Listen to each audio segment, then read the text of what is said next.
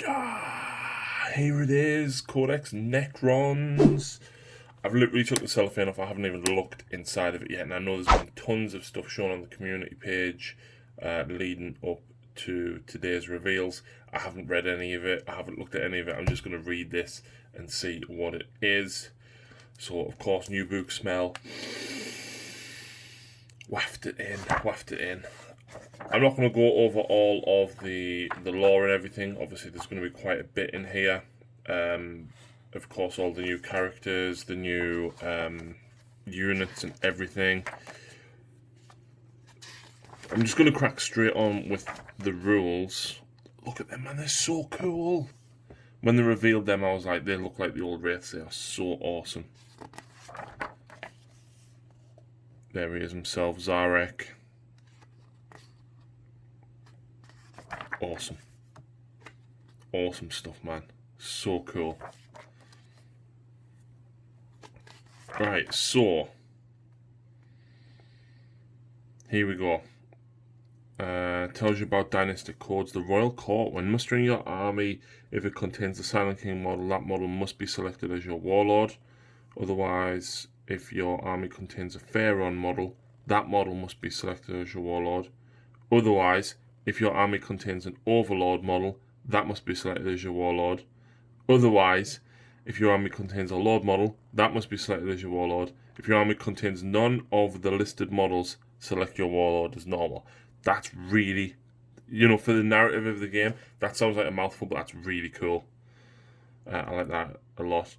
Dynastic Agents and Star Gods. Dynastic Agent and Catan Shadow units can be included without preventing other units from getting your Dynastic Cord.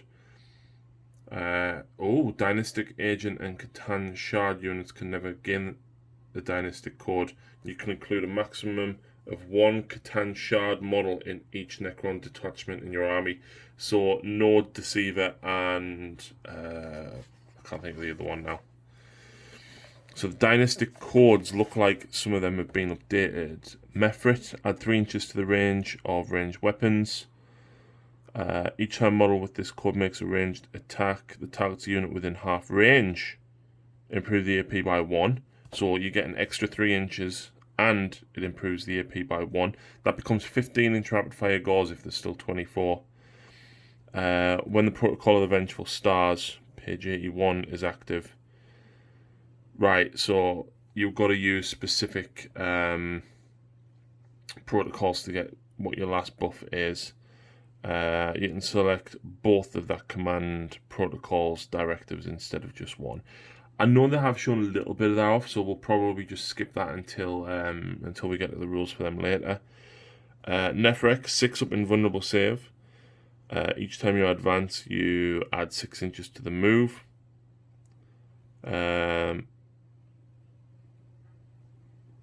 If a unit translocates until the end of the turn, models in that unit cannot shoot. Oh.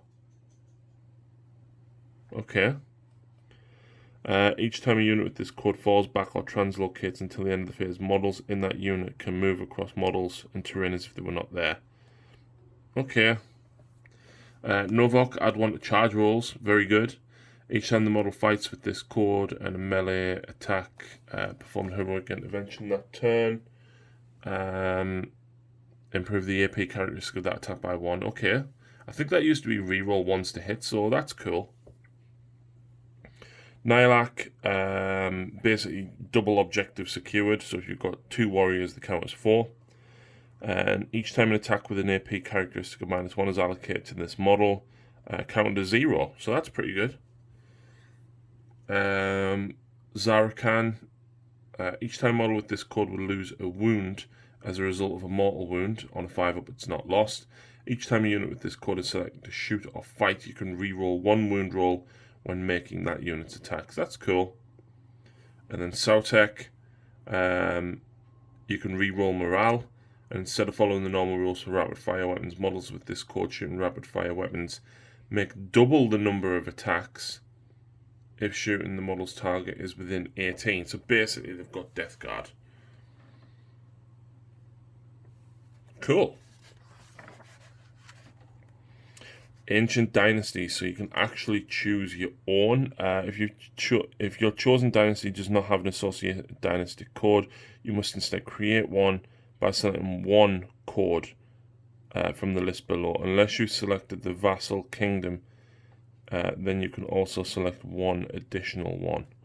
So the Vassal Kingdom, select one of the following dynasties and use the... Oh, right, okay. So you can choose one of the other ones. So basically, there are... I forget what they're... Like the Space Marine... A successor chapter, that's what I was looking for. Circumstances of Awakening.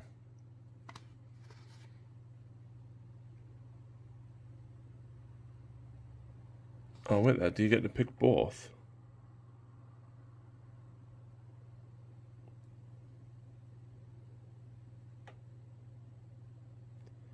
Yeah, so if you choose the Vassal Kingdom, then you get to choose these ones. Nah, that's okay. There's a few in there. There's add 3 inches to the ranged weapons. Vehicle units with this cord are eligible to shoot in a turn in which they fell back, but you subtract 1 from the hit rolls. And they don't suffer the penalty whilst they're locked in combat. That's pretty cool. At the start of the first battle round before the first turn begins, units with this cord can make a normal move up to 6 inches. There's some cool ones. There's definitely some cool ones.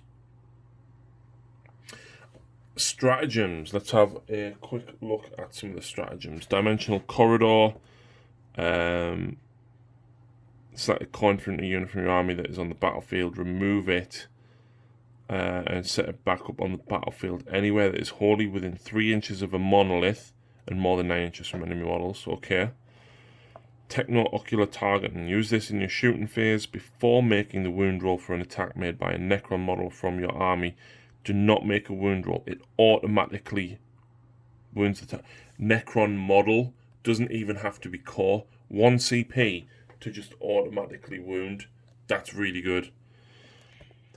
Extermination Protocols, 2 CP. Use this stratagem in shooting phase when a Locust Destroyer or Locust Heavy Destroyer unit from your army is selected to shoot. Until the end of the phase, each time a model in that unit makes an attack, you can re-roll the wound roll only. You know what? It was very good what you got before, so, you know, changing it to that, not bad. You get hardwired for hatred anyway, so you re-roll them once to hit. It's a small change. Storm of Flensing Blades for flayed ones. You can fight again, 2 CP. Fractal Targeting. Use the stratagem in shooting phase and select a Tomb Blade unit from your army. All rapid fire weapons in that unit are treated as being assault 2 weapons. Models in that unit do not suffer the penalty to hit rolls incurred for firing assault weapons and advancing. That's quite good. That's very good. Judgment of the Triarch. Use this stratagem in shooting phase when a Triarch unit is selected to shoot or fight in the fight phase. Until the end of the phase, each time a model in that unit makes an attack, add 1 to the attack's hit roll. So that's not bad, depending on what Praetorians do now. But actually it says Triarch unit, so that could also be the Stalker. Eternal Protectors. Use this stratagem in the fight phase and select a Dynasty Lynch Guard unit from your army. Until the end of the phase, while that unit is within 3 of a friendly noble, add 1 to the attack. So +1 attack if you're within 3 of a noble. Fine. Resurrection Protocols. Use this stratagem at any phase when a Necron Infantry Noble or Necron Infantry Cryptek model from your army is destroyed. I'm going to hazard a guess that Destroyer Lords might not have the Noble keyword, but we'll see. Roll 1d6 at the end of the phase when that model is destroyed. If you do, then on a 4+, set the model back up. Yeah, it's pretty much the same. Oh, the stratagem cannot be used to get the same model up more than once per battle. That's good. Strange Echoes. Use this in your command phase. Select a Catan Shadow model from your army. Select one of the powers from the powers of the Catan. And the model does not know the selected power replaces the one that you already knew. Okay. A Deathless Arise. Use this stratagem in your command phase and select one Technomancer model from your army until the end of the phase. The model can use its Rites of Reanimation ability one additional time. I'm going to have to see what that does. Dimensional Destabilization.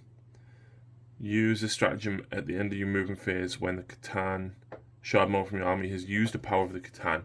Roll 1d6 and that model can immediately use the corresponding power, even if it has already been used this turn. If that model has the Titanic keyword, the stratagem costs 2 CP. So that's for the vault. Entropic Strike. Use this stratagem in your fight phase when a Catan Shadow model from your army is selected to fight. Until the end of the phase, each time a melee attack is made,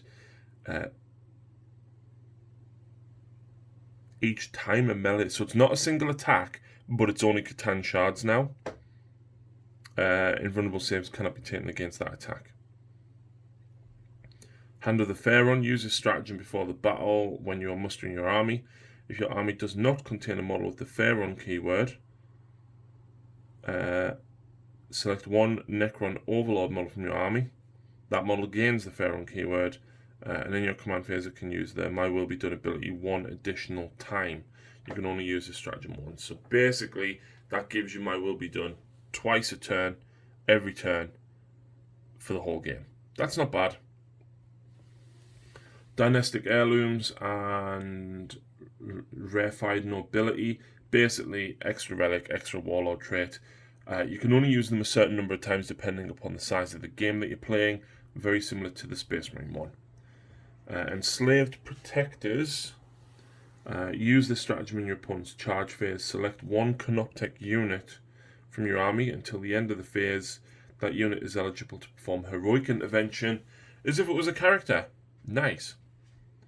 Stellar Alignment Protocol. Use this stratagem in the command phase and select a Necron's Veal model from your army that has a wound characteristic of 10 or more. Until the start of your next command phase, that model is considered to have its full wounds remaining for the purposes to determine what characteristics on its profile you use. Cool. It's 2 CP if it's the Titanic one. Oh wow, there's lots of stratagems. There's actually a metric ton of stratagems.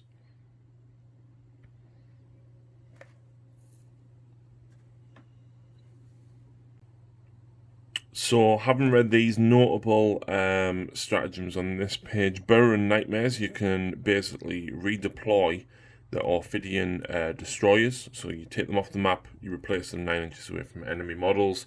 Prismatic Dimensional Breach is back, so you can use Nightsides and Monoliths to teleport stuff from reserve. Shadows of Drazek, Flayed Ones get -1 to hit. Relentless Onslaught.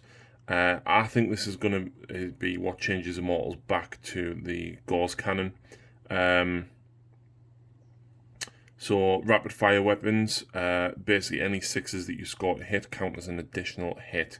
And of course, if you're within rapid fire range, yeah, it's going to help a lot. Curse of the Pharaoh, you can automatically blow up a vehicle, so that is pretty cool. And some notable stratagems on this side. Revenge of the Doomstalker. I like this one a lot. So basically, if a character dies, you pick a Doomstalker and you can immediately fire as though it was your shooting phase at the end of the phase in which the character is destroyed. So say you lose a character in combat, you immediately shoot with your Revenge of the Doomstalker, but it has to target the unit that killed the character. And then until the end of the battle, every time that Cryptek Doomstalker model makes an attack that targets the enemy unit that destroyed that, it gets a +1 to hit. It's 2 CP, it is situational, but who doesn't like a Doomstalker firing out a phase? Disruption Fields gives you +1 strength again. Disintegration Capacitors is cool, so if you fire them with a gauze weapon, any unmodified hit rolls of a 6 automatically wound the target.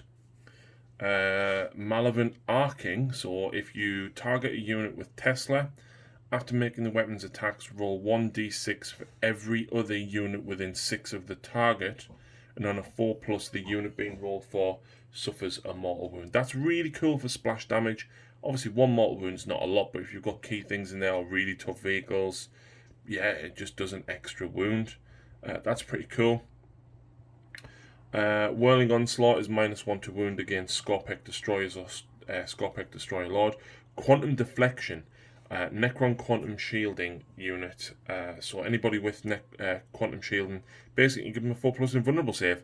Fantastic. Solar Pulses ignore cover, and Reconstruction Protocols. Use it in your command phase when a Ghost Arc unit is trying to repair models, and you get D6 back instead of D3.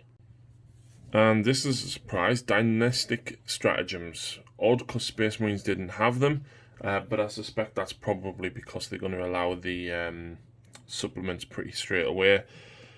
Talent for Annihilation on Mephrit. Until the end of the phase, each time a model in that unit makes an attack on a modified wound roll of a 6, inflicts 1 mortal wound on the target in addition to any normal damage.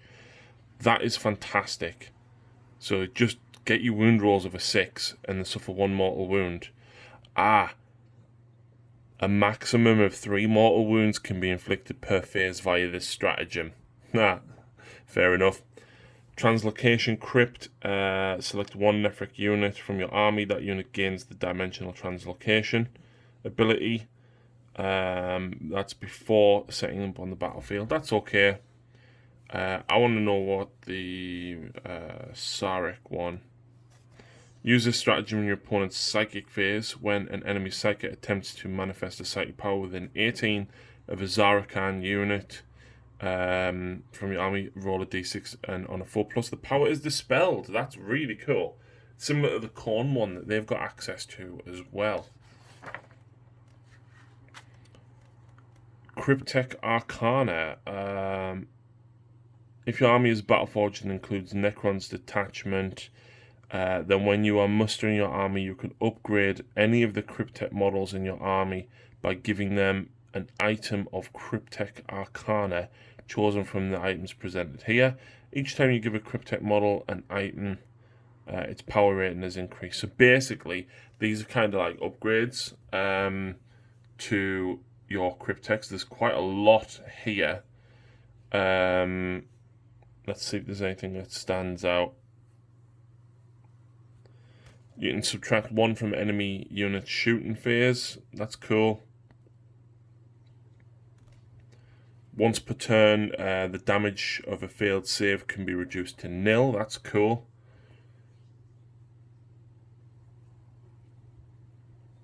Chronomancer. In your shooting phase, you can select 1 enemy unit within any of the bearer, and until the start of your next turn, half the advance and charge rolls made for that unit. That's okay. Nothing really stands out as like massively powerful out of what I've just read there. At the end of your movement phase, select 1 enemy unit within 18, roll 3d6. If the total is equal to or greater than the enemy's leadership characteristic, it suffers d3 mortal wounds. That's cool. Quantum Orb. Plasmancer only. Once per battle in your command phase, the bearer can activate the Cryptek Arcana. Select 1 point on the battlefield anywhere within 24 of the bearer and place a marker on that point. At the start of your next command phase, roll a d6 for each unit within 6 of the center of that marker, subtracting 1 if it's a character. And on a 4 or 5, the unit suffers d3 mortal wounds, and on a 6, they suffer 3 mortal wounds. It's cool. Nothing really stands out as like insanely powerful there. But they're all pretty cool, and I'm sure there'll be plenty of combos. Warlord traits. Enduring Will. Each time an attack is allocated to the Warlord, subtract 1 from the damage. So that's totally changed. Eternal Madness. You can re-roll wound rolls with your Warlord. Cool.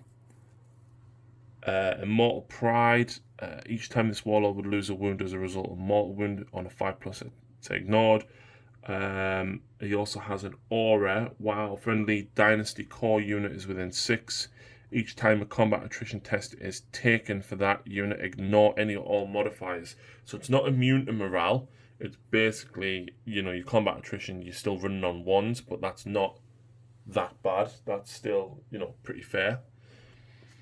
Thrall of the Silent King. Add 3 to the range of this Warlord's aura abilities up to a maximum of 9. In addition, when this Warlord uses its My Will Be Done, the Lord's Will, or Adaptive Strategies, you can select 1 friendly unit within 12 of this Warlord instead of 9. That's cool. Honorable Combatant. In the fight phase, each time this warlord is selected to fight, it can engage in honorable combat. If it does, select an enemy character unit and until the end of the phase, add 2 to the attacks characteristic of this warlord, but it can only make attacks that target that enemy character unit. That's still alright. I think a Lord, for example, a Cryptek Destroyer Lord, would be quite cool with that. You got Dynastic Warlord traits as well. So Mefra, add 1 to the strength and attacks. Novok, each time the Warlord makes a melee attack, an unmodified wound roll of a 6 inflicts 1 mortal wound. Cool. Nihilak, at the start of the fight phase, if the Warlord is within engagement range of an enemy unit, it can fight first. Alright. Zakarin, if your Warlord has this Warlord trait, then when assigning command protocols for the battle, you can select 4 command protocols instead of 5, and then one of those command protocols can be assigned to 2 battle rounds instead. That's cool. Relics, Veal of Darkness. Is it still the same? A unit within 3 can be removed from the battlefield and set back up anywhere more than 9 inches away from enemy models. If 2 units are set back up on the battlefield using this relic, both units must be placed wholly within 6 of each other. Okay, that's cool, I guess. Septimal Weave, add 1 to the toughness and wounds, so that's the same. I wasn't too familiar with any of the others because that is basically what everybody took anyway. So they're cool that they stayed. Powers of the Catan, we've got Antimatter Meteor. Each one has a unique one now as well. So Gaze of Death, rather than being an inbuilt thing for the Nightbringer, is now actually a specific Catan power. So you don't get the power and that by the looks of it. Antimatter Meteor, roll 1d6, adding 1 to the roll of the Catan Shadow in a Tesseract Vault. So it looks as though the Tesseract Vault is always add 1 or increase the range. So the closest enemy unit within 24 invisible, it suffers 3 mortal wounds. On a 6+, it suffers d3 plus 3 mortal wounds. Yeah, that's cool. Gaze of Death, select an enemy unit within 9 invisible, roll a d6. Roll 3 d6s, and for each 4+, that unit suffers d3 mortal wounds. That's quite good now. The Void Dragon, though, select 1 enemy unit within 18 invisible to the Catan. An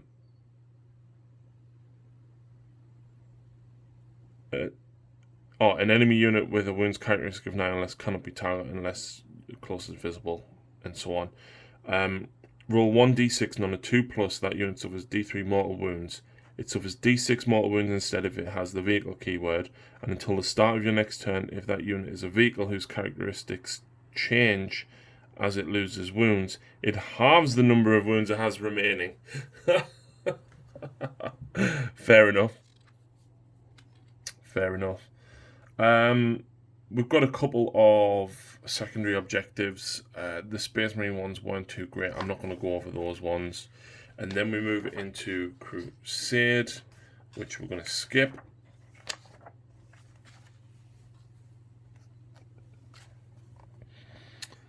Reanimation protocols. That looks like a lot to take in, and the command protocol. So I'm going to have a quick read and I'll give you the lowdown. So, reanimation protocols. Yeah. A lot of people don't like this rework. I think the way that they're doing it is going to slow the game down a little bit. I still don't think this is quite right, but I like what they're trying to do. So basically, when a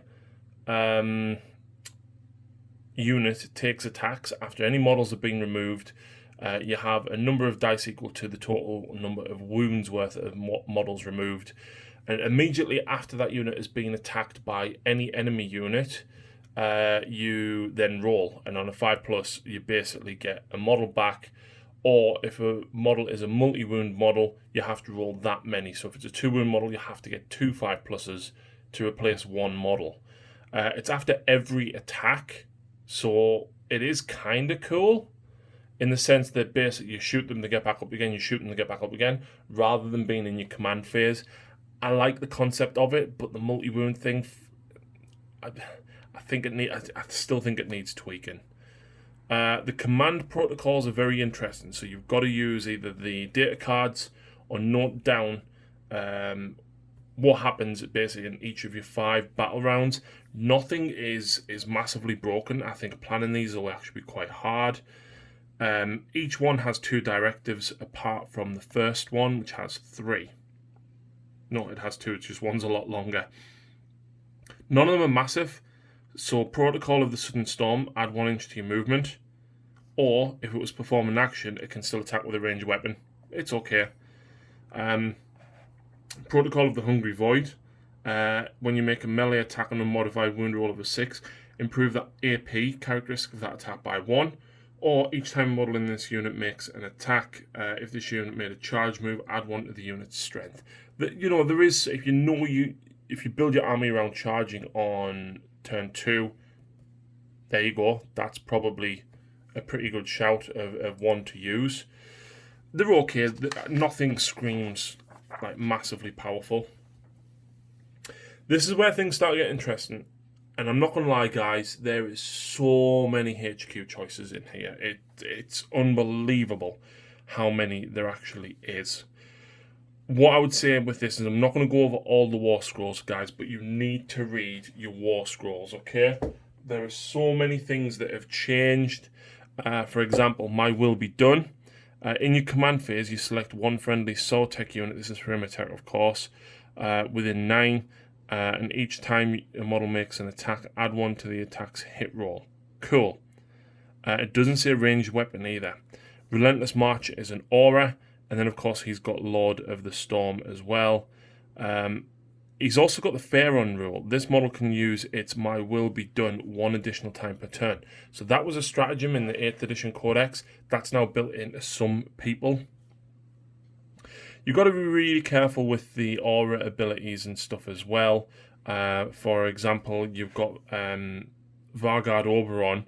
In your command phase, you can select 1 friendly Sortek unit within 9 until the start of your next command phase.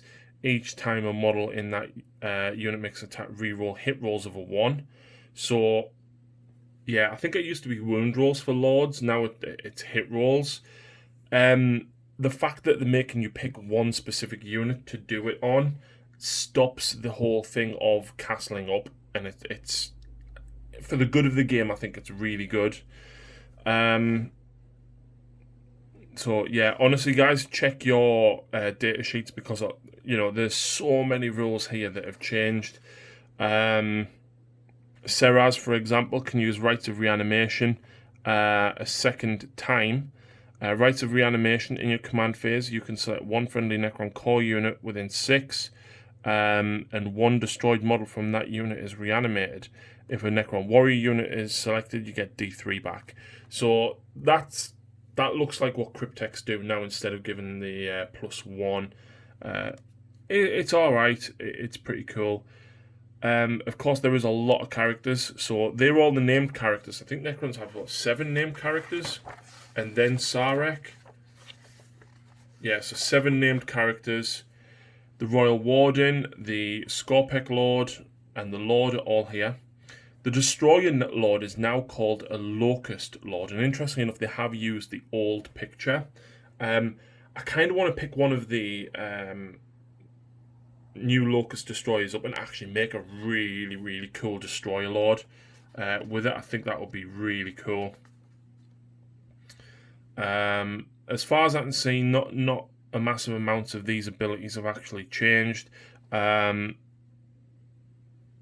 So a Royal Warden actually has Relentless March now as well, but he still allows a unit to charge or shoot if he fell back.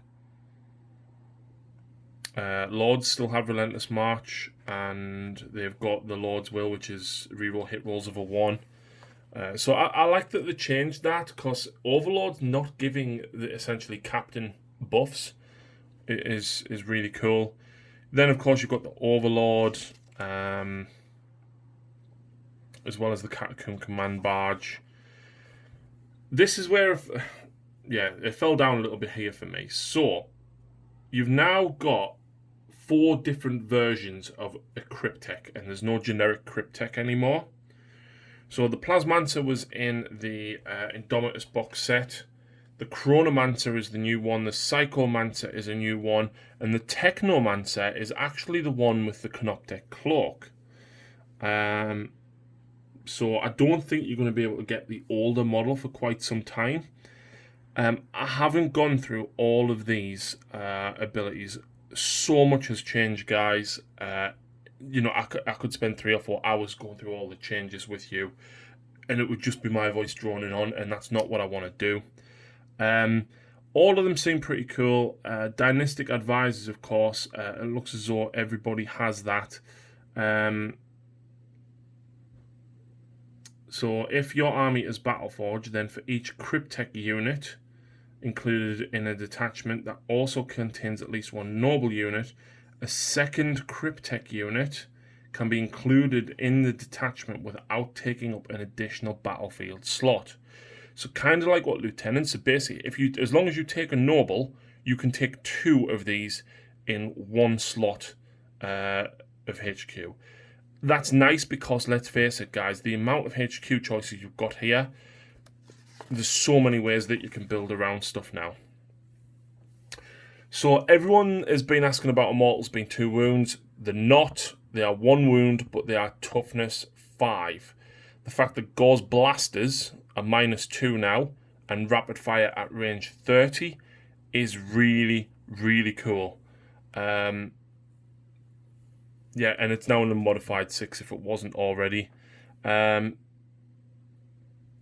Oh, the Gauze Reaper has changed.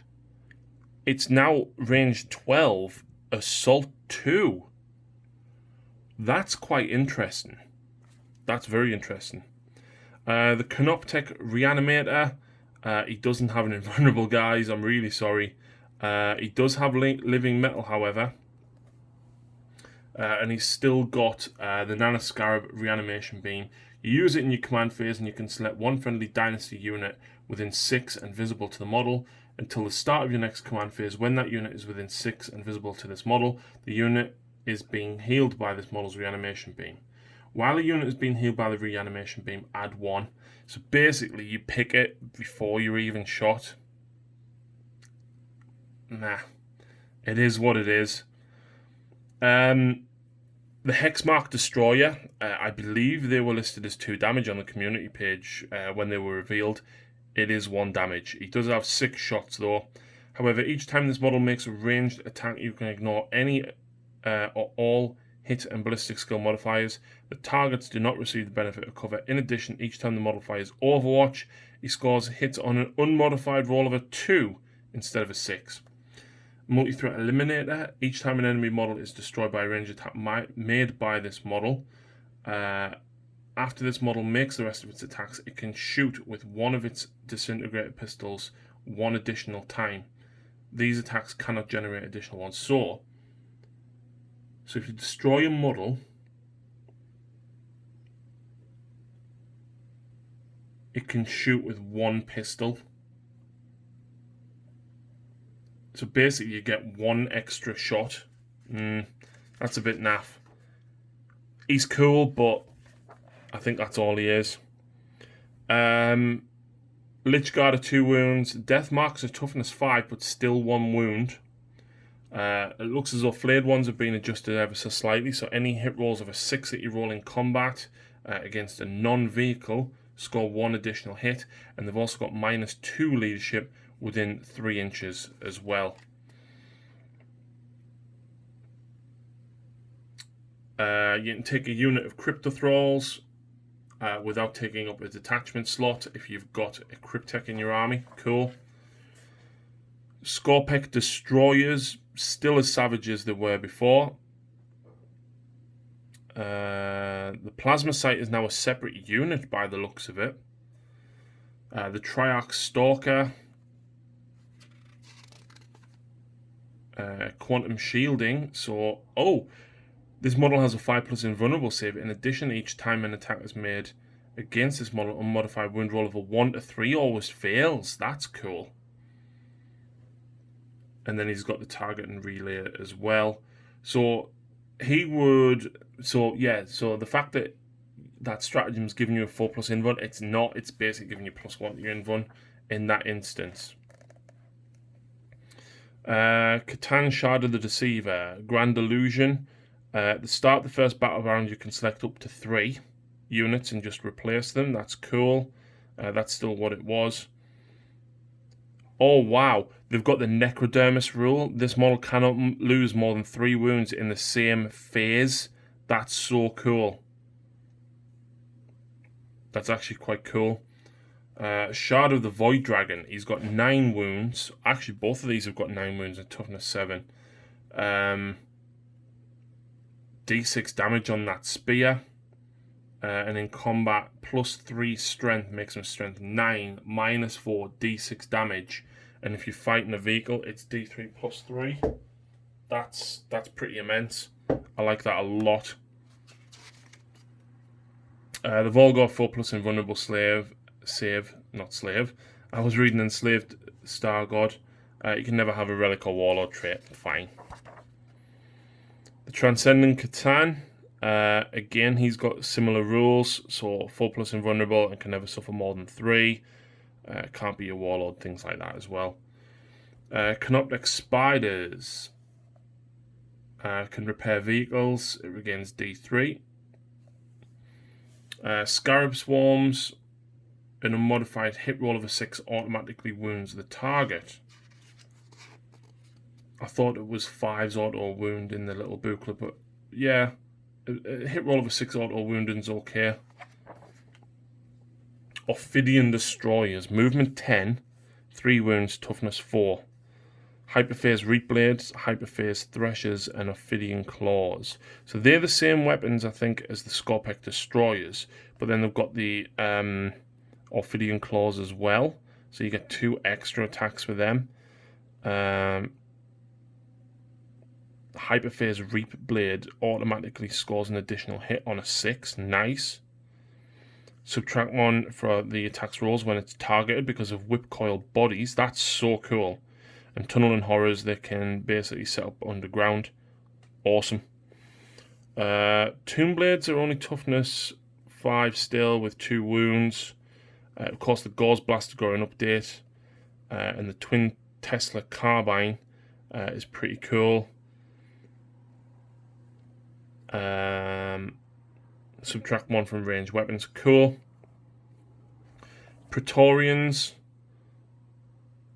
Oh, I'm actually looking here. Destroyers don't have the cult keyword. Core keyword, even.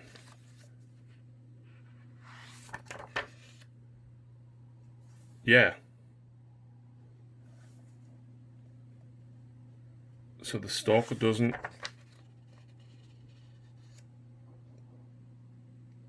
Deathmarks do. Lynch Guard don't. That's interesting. Oh, they do.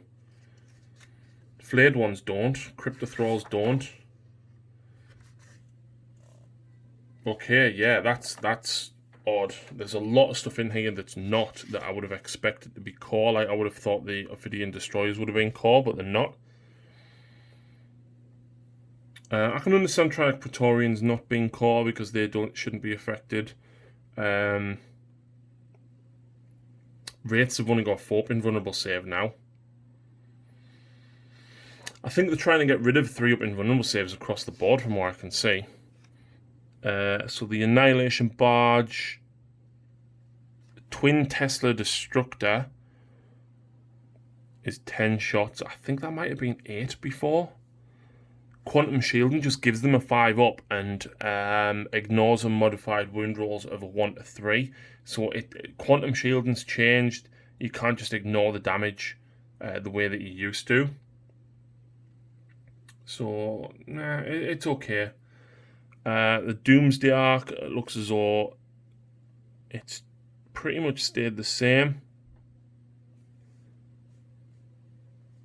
Yeah.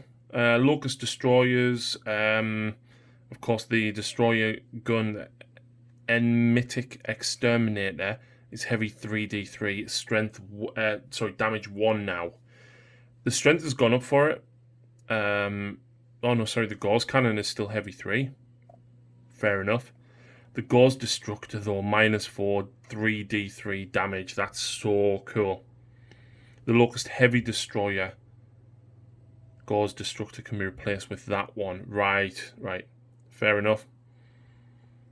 Fair enough. So your destroyers are basically what they were. They're just called Locust now. So you don't have to get the new models, but let's face it, the new models are awesome. The Cryptek Doomstalker has got a 4+ invulnerable save, and it's got a Sentinel construct. Each time this unit declares a charge against a friendly... each time an enemy unit declares a charge against a friendly Dynasty or Dynastic agent unit within 6, unless this model is within engagement range, this model can fire Overwatch at the charging unit as if it was also the target in charge. This is in addition to any of the units that are firing Overwatch. Each time this model fires Overwatch, it attacks with its Doomsday Blaster using the high power profile. Wow, that is cool. That is really cool. Ghost Arcs look to be pretty much the same. Quantum Shielding, again, gives you now a 5 invulnerable and ignore wound rolls of a 1 to 3. I like that change. It's not as broke as what it was. I do like it a lot.